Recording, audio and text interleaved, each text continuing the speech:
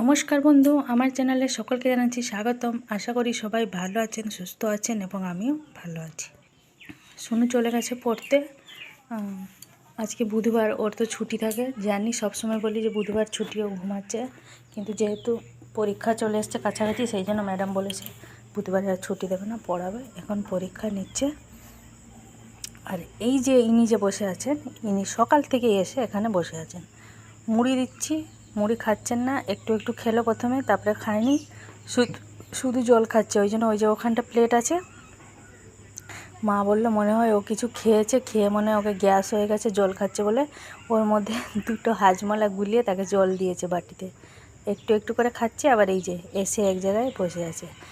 খুব জোর একটা উড়েও যাচ্ছে না, দেখবেন ওর কাছে গেলে দেখুন কীরকম হেঁটে হেঁটে চলে যাচ্ছে। এই যে আবার চলে আসবে, দেখবেন খানিকটা গিয়ে আবার ঘুরে আসবে। আহ আহ আহ আহ আহ আহ আহ আহ ডাকলে আবার চলে আসছে। ওর শরীরটা সত্যিকারেই খারাপ। অনেক ভোরবেলা থেকে এসে সে এইখানেই জড়ো হয়ে বসে আছে। এদিকে বালতিতে আমার কাপড় ভিজানো আছে, ওর জন্যই কাপড় ফাপড় কিছু কাচা করতে পারছে না। বালতিতে ভিজিয়ে রেখেছি সকাল থেকে, ওইখানে গিয়ে বসে আছে। ওইদিকে ভাতটা বসিয়ে দিয়েছি, ভাতটা হয়ে গেছে। হয়ে যায়নি মানে হচ্ছে ভাতটা।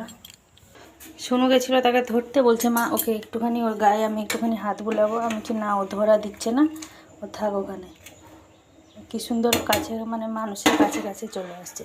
শুনুর জন্য মা সকালবেলা পাউরুটি নিয়ে এসেছিলো, পাউরুটি খায়নি, এই যে একটুখানি খেয়ে গেছে। সত্যি হলে তো আমাদের বড় মানুষদেরই ভালো লাগে না, ও তো বাচ্চা ছেলে, ওর কি আর ভালো লাগবে। চলুন তাহলে কাপড়টা কেচে নিই, ওকে ওই দিকটা একটুখানি পাঠিয়ে দিই, নাহলে ওর জন্য আমার কাপড়ও কাচা হবে না, অনেকটা দেরি হয়ে যাবে। ঠিক আছে, 10টা 40। বাজার গেছিলাম মায়ের সাথে, যেহেতু ঠাকুরের সাজ আর একটুখানি মাছ ফাছ আসবে, তো একজন কি করে নিয়ে আসবে, ঠেকাঠেকি ছোঁয়াছুঁয়ি হবে, সেই জন্য আমি গেছিলাম।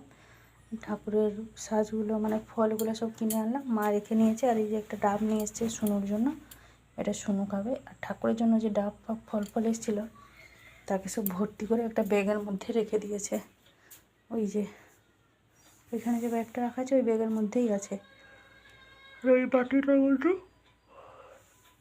আতর চাল ভিজিয়ে রেখেছি, আতর চালটা বেটে ওতেই আলপনা দেওয়া হবে। 10টার সময় করে শুনুকে আনতে যাব।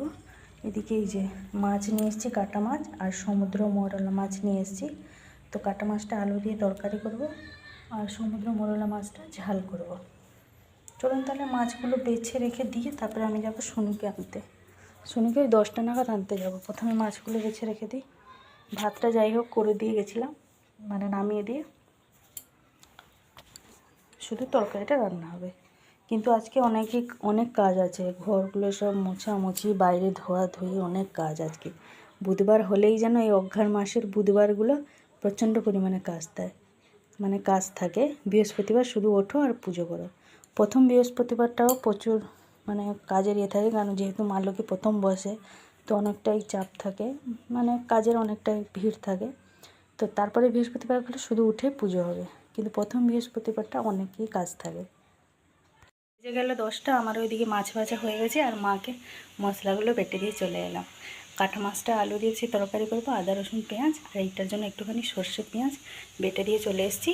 এবার যাব শুনুকে আনতে। মা কাটা মাছটা ভেজে নিচ্ছে, আলু ফালু সব কেটে কুটে রেডি করে দিয়ে যাচ্ছি। শুনুকে নিয়ে এসে তারপরে আমি এদিকে রান্নাটা করব। চলুন তাহলে শুনুকে নিয়ে আসি। শুনুকে টিউশন থেকে নিয়ে আসি, রান্না বান্নার কাজে লেগে পড়েছিলাম। বেজে গেছে প্রায় 11:30 মতন। শুনুরও ভাত খাওয়া হয়ে গেছে। তলাটা ভালোভাবে ধুয়ে দিচ্ছি ব্লিচিং দিয়ে। এদিকে বাসনগুলো বাইরে সব বের করে দিয়েছি, মাছ সব বসে বসে আস্তে আস্তে মাছতে আমি এদিকে সব ভাজিগুলো করে নিচ্ছি। তার সাথে সাথে রান্না যে কমপ্লিট হয়ে গেছে, রান্নাঘরটাও মুছে নিয়েছি। এই যে রান্নাঘরটা মুছে নিয়েছি ভালোভাবে। এই দিকটাতে আলু ছিল, আলুটাকে তুলে সেখানে একটা চুবড়িতে রেখে দিয়েছি, ভালোভাবে একদম মুছে নিয়েছি। একদম গ্যাস থেকে পুরো মুছে নিয়েছি। রাত্রিবেলা বেশি আর মুছামুছি কিছু থাকবে না, শুধু গ্যাসের কাজটা একটুখানি মুছে নিলে হবে। এখন সমস্ত নিচেটাতে ভালো করে কৌটোগুলো সরিয়ে সরিয়ে মুছে নিয়েছি। আমার এদিকে আস্তে আস্তে আস্তে আস্তে করে ঘর মুছা হয়ে গেছে।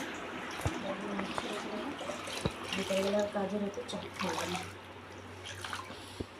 কুলারটা, এই ধোরটা মুছা হয়ে গেলে কুলারটা বাইরে বের করে দেবো, ঠাকুর কাজটা একদম ফাঁকা করে দেবো।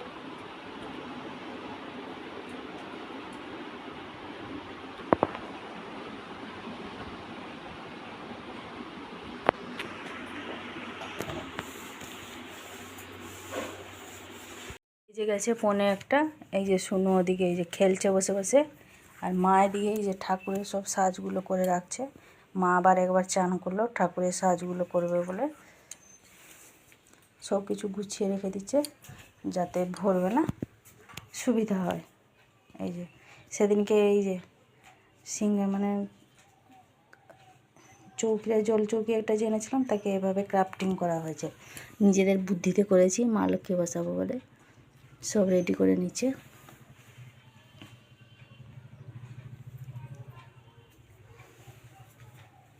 কলতলা এই যে দেখুন শুকনো হয়ে গেছে, পাপোশগুলো সব পেতে নিয়েছি, সমস্ত কাজ কমপ্লিট। রান্না বাসন মা মেজে দিয়েছে।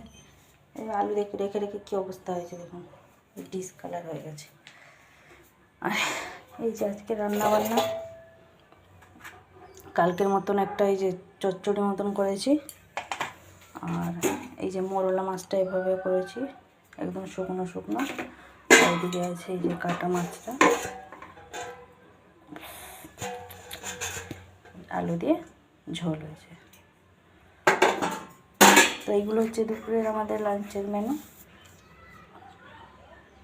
রান্নাবান্না শেষ হয়ে গেছে। এই যে ভিডিওটা করে আপনাদেরকে যে দেখাবো কী কী রান্না হয়েছে, সেই টাইমটাই আর নেই।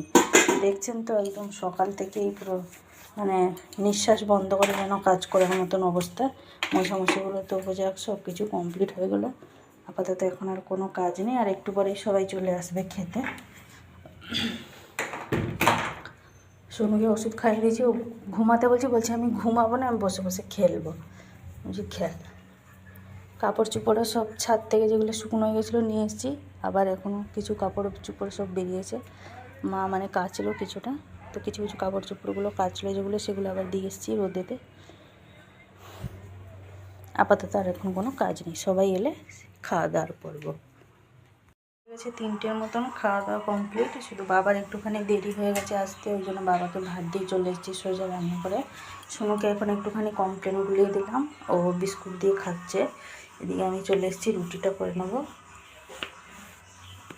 রুটিটা করে রেখে দেবো, কারণ আবার সিলোজেন্স হবে। আর আমাদের বাইরে রাস্তাটা তো দেখেছেন কত লম্বা, এই সেই সব রাস্তাগুলো ঝাঁট দিয়ে সব ধুতে হবে বিকালবেলা। সেই জন্য ভাবলাম রুটিটা করে লঞ্চটা করে রেখে দিলে আর অতটা চাপ থাকবে না।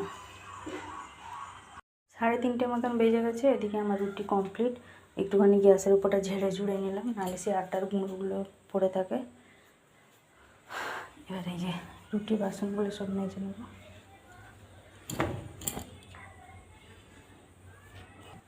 বাসনগুলো ভাবছি পরে মাজবো, আগে দেখি লজেন্স হবে কিনা। লজেন্সগুলোও তো করতে হবে।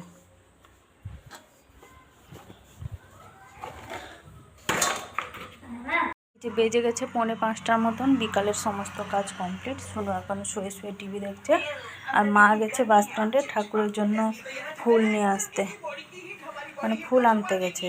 বাকি সমস্ত তো জোগাড় যন্ত্র করে নিয়েছে। এই যে এইখানটা বসাবে মা লোকে, সব কিছু এই যে রেডি করে রেখে নিয়েছে আজ থেকেই, তাহলে কালকে সুবিধা হবে।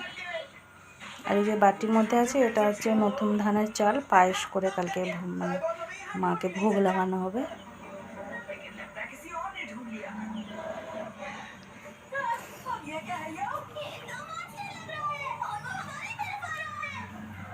আমি এখানে রাস্তাটা ঝাঁট দিয়ে ধুয়ে নিয়েছি। এগুলো সকালবেলায় তো কলতলা ঘর দোর সব মুছে নিয়েছিলাম। এখন এই যে রাস্তা পুরো ধাপ পর্যন্ত, আর সামনেটা আমাদের ফুলগড়া পর্যন্ত পুরো ধুয়ে দিয়েছি।